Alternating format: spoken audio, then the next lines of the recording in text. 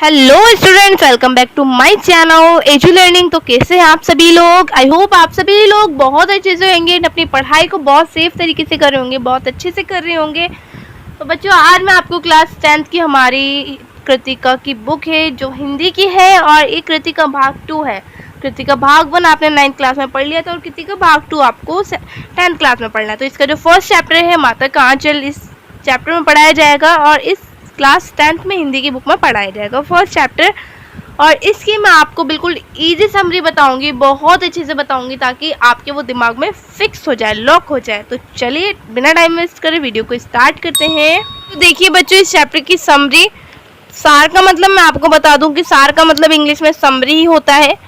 तो चलिए देखिए, माता का आंचल नामक पाठ में लेखक माता पिता के स्नेह और शरारतों से भरे अपने बचपन को याद करता है। इसमें जो राइटर हैं तारकेश्वर जी, वो अपने माता पिता के साथ संबंध बताते हैं कि मतलब उनके माता पिता के साथ कैसे संबंध था, और वो कैसे शरारत करते थे, और कैसे मतलब अपने बचपन को याद दिलाते हैं वो कैसे न कैसे करके। ठीक है, पिता अपने साथ ही उन्हें सुलाते, सुबह उठाते और नहलाते। यानी उनके जो पिताजी थे, तारकेश्वर जी के पिताजी, तो वो क्या करते थे, अपने साथ उन्हें सुलाते थे, उठाते थे सुबह में, और नहलाते भी थे। ठीक है, सुबह मतलब उनके कोई मतलब बच्चों, हिंदुओं में रीति रिवाज होते हैं कि मतलब सुबह सुबह उठ के पूजा पाठ करनी होती है, तो ऐसा ही वो करते हैं। पहले नहाते हैं पूजा पाठ के लिए, तो पता ही होगा, वो अपने बच्चे को भी नहला देते हैं, तारकेश्वर जी को नहला देते हैं, और फिर उनके अपने पास बिठाकर शंकर जी जैसा तिलक लगाते और उन्हें खुश कर देते। यानी कि वो नहला देते, फिर उन्हें शंकर जी जैसा एक तिलक लगा देते। ठीक है, और लेखक जो थे वो लेखक आईने में बड़े बड़े बालों के साथ अपना तिलक लगा चेहरा देखता तो फिर मुस्कुराने लगते और वे शर्मा जाते। यानी लेखक क्या करते हैं, आईने में ना अपना चेहरा देखने लगते हैं। ठीक है, और उनके बाल बच्चों बिखरे रहते हैं क्योंकि वो नहाए होते हैं, अभी नहा कर आए होते हैं, और तिलक और लगा रहता है फेस पे, तो वो सोचते हैं कि वाह मैं कितना हैंडसम लग रहा हूँ, और ना वो मतलब बहुत मुस्कुराने लगते हैं अपने आप को देखकर। तो उनके जो पिताजी थे वो पीछे से देखकर चुपके से उन्हें देखते हैं, और वो है ना मुस्कुराने लगते हैं लेखक को देख के। तो वो क्या करते हैं, तारकेश्वर जी बहुत ज़्यादा शर्मा जाते हैं। ठीक है, जब उनके पिताजी मुस्कुराने लगते हैं। पूजा पाठ के बाद पिताजी उसे कंधे पर बिठाकर गंगा में मछलियों को दाना खिलाने के लिए ले जाते थे, और राम नाम लिखी पर्चियों में लिपटी आटे की गोलियां गंगा में डालकर लौटते हुए से रास्ते में पड़ने वाले पेड़ों की डालों पर झुलाते। इसका मतलब क्या, देखिए पूजा बिल्कुल फाइनल हो गई, कंप्लीट हो गई। उसके बाद पिताजी क्या करते, तारकेश्वर जी को अपने कंधे पर बिठाकर ले जाते गंगा किनारे, फिर वहाँ पर है ना मछलियों को दाना डालने के लिए ले जाते थे गंगा किनारे। तो मछलियों को दाना डालने के लिए वो क्या करते, राम नाम लिखी, मतलब राम नाम के नाम से ना पर्चियाँ होती थी, राम नाम लिखा रहता था उन पर्चियों पे, उनमें आटे की गोलियाँ होती थी। तो वो उन पर्चियों में से आटे की गोलियों को निकालकर गंगा में डालकर मछलियाँ पकड़ते थे, मछलियों को खिलाते थे। ठीक है, और फिर जब वो आते थे मछलियों को दाना डालकर, तो उनके जो पिताजी थे रास्ते में पेड़ पड़ते थे और पेड़ों की डाल पड़ती थी, तो उन्हें ना झुलाते थे वहाँ पर। फिर घर आकर जब वे उसे अपने साथ खाना खिलाते तो माँ को कोर छोटे लगते। यानी कि जब वो घर आ जाते तो फिर माँ क्या करती, वो अपने बच्चे को खाना खिलाती, लेकिन बच्चे क्या करते हैं, आपने देखा होगा, वो नहीं खाते, वो हर चीज़ में आनाकानी करते। तो माँ होती है कि ये पक्षी के नाम का, ये तेरे पापा के नाम का, ये मम्मी के नाम का, ये बहन के नाम का, ये भाई के नाम का, तो ऐसे कर करके खाना खिलाती। तो तारकेश्वर जी को भी ऐसे खाना खिलाया जाता था, लेकिन बच्चों उन्हें पता है कैसे खिलाया जाता था, उन्हें पक्षियों के नाम से खाना खिलाया जाता था। वो कैसे पता है, देखिए वो बोलती थी कि वे पक्षियों के नाम के निवाले कोर बनाकर जब उनके उड़ने का डर बताती तो वे उन्हें उड़ने से पहले ही खा लेती। यानी कि वो बोलती, अगर तुम नहीं खाओगे तो ये कबूतर ले जाएगा, ये कौवा ले जाएगा। तो सोचते भाई जब ये ले जाएंगे तो मैं खाऊंगा जल्दी से, वो उड़ने के डर से ना जल्दी से अपने मुंह में उन्हें खा लेते थे, खाने को खा लेते थे। ठीक है, फिर क्या होता था, खाना खाकर बाहर जाते हुए माँ उसे झपट कर पकड़ लेती। खाना फाइनल हो गया तो बच्चों का काम क्या होता है, खाना खाकर बाहर खेलना कूदना। ठीक है, तो वो खाना खाकर अपने दोस्तों के साथ खेलने चले जाते, लेकिन उनकी जो माँ होती उन्हें झपट कर पकड़ लेती और रोते रहने के बाद भी बालों में तेल डालकर कंघी कर देती। आपने बच्चों सुना होगा कि बालों में तेल डालना बहुत फ़ायदा देता है, बाल अच्छे होते हैं, और बालों में जितनी भी बीमारी होती बालों से रिलेटेड वो नहीं होती ना तेल डाल के। तो उनकी माँ भी ऐसा ही कर देती, लेकिन बच्चों तारकेश्वर जी थे, उन्हें ये है ना अच्छा नहीं लगता था, वो रोते रहते थे बहुत ज़्यादा। इसी बहाने वो रो भी रहे थे, लेकिन उनकी माँ उन्हें रोना छोड़कर मतलब बालों में तेल डाल रही थी। तो कुर्ता टोपी पहनाकर चोटी में फूलदार लट्टू लगा देती, तेल डालकर वो कंघी कर देती उनके बालों में। तो एक टोपी थी है ना उनके पास, और उस टोपी पे फूल बना हुआ था, तो वहाँ पर है ना वो लट्टू बांध कर है ना उन्हें है ना पिन्हा देती थी। और क्या करती थी, आपने भी सुना होगा कि बुरी नज़र से बचाने के लिए काजल की बिंदी भी लगाते हैं लोग, आजकल भी लगाते हैं और मतलब लगाते भी थे। तो उनकी माँ भी ऐसा ही करती थी, एक काजल की बिंदी है ना या तो उनके माथे पे या फिर कान के नीचे भी लगा देती, ठीक है, और पिता के पास छोड़ देती थी, तारकेश्वर जी के पिता के पास उन्हें छोड़ देती थी। वहाँ खड़े अपने मित्रों को देख वे रोना भूल खेल में लग जाते थे। यानी कि बच्चों जो वो रो रहे थे जब उनकी माँ उनकी कंघी कर रही थी, तेल लगा रही थी, तो वो ना वो भूल जाते हैं सब चीज़। भाई मैं तो भूल गया, भाई हमारे दोस्त आ गए सामने, मैं सब चीज़ भूल गया, वो ऐसा सोचते, ठीक है। तो वो चुप हो जाते अपने फ्रेंड्स को देखकर।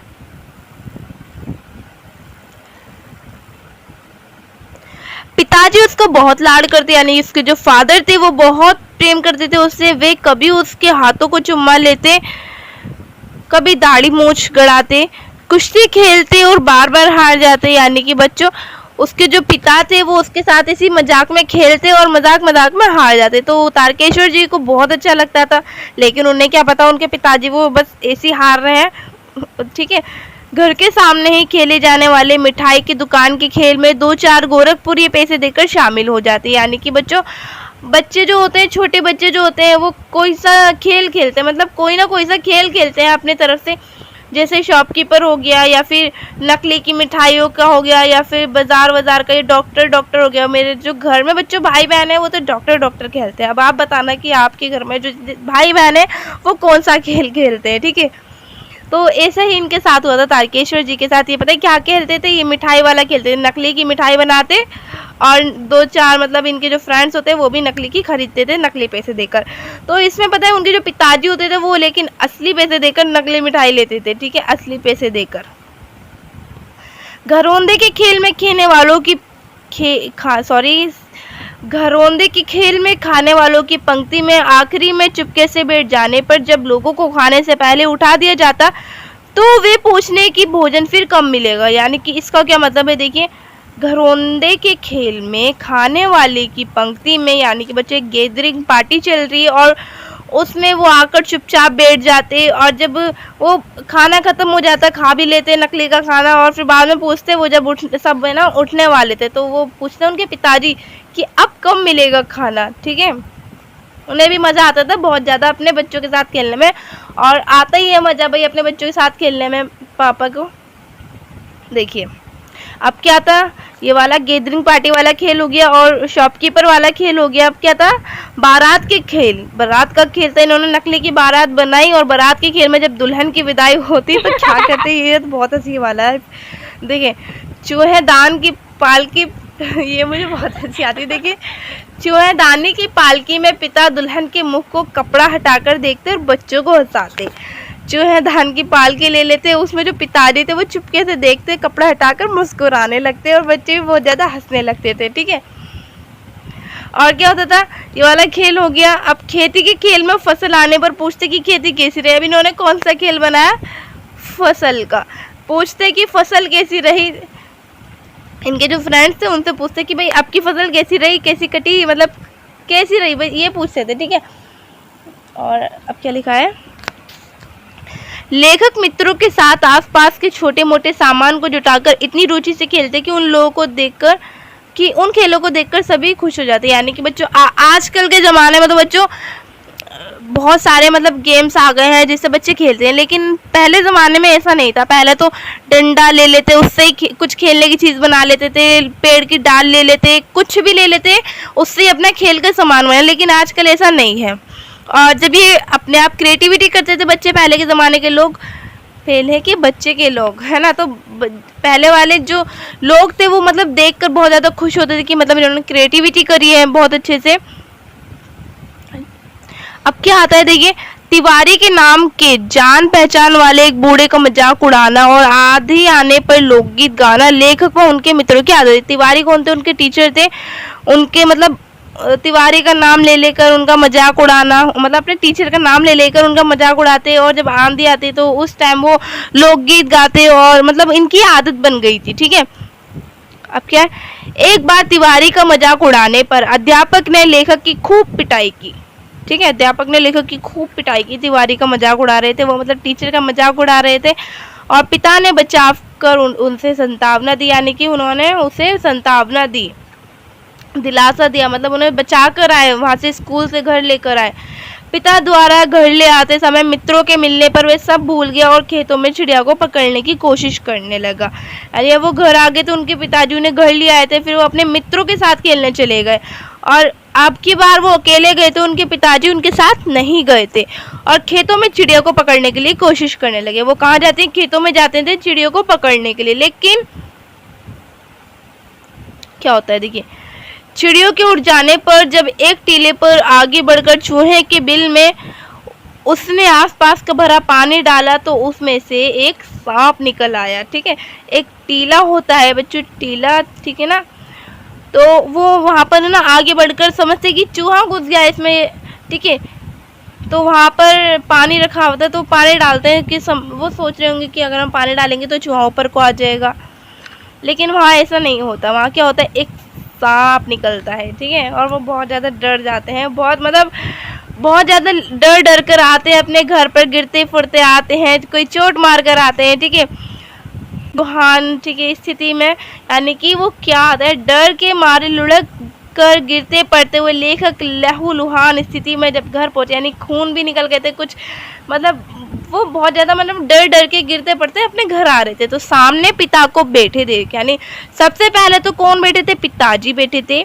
लेकिन लेखक क्या करते हैं, पिताजी को छोड़ अपनी माताजी के पास जाते हैं। ठीक है, वो अपनी माताजी के पास जाते हैं, और पिता के साथ अधिक समय बिताने के बाद भी उसे अंदर जाकर माँ से चिपटने में सुरक्षा महसूस हुई। बच्चों, एक बच्चे के सामने कितनी भी मुसीबत आ जाए, कितनी भी मतलब कुछ भी प्रॉब्लम आ जाए, लेकिन वो सबसे पहले अपनी माँ के पास ही जाएगा, क्योंकि माँ के आंचल के अलावा उससे और कहीं सुरक्षा नहीं मिलती, और कहीं मतलब अच्छा नहीं लगता।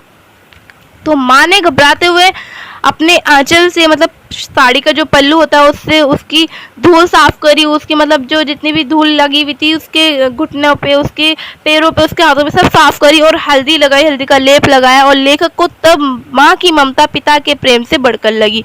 तो लेखक जब क्या सोचा था कि माँ की ममता जो है, माँ का जो प्यार है वो पिता के प्यार से कुछ ज़्यादा बढ़कर है।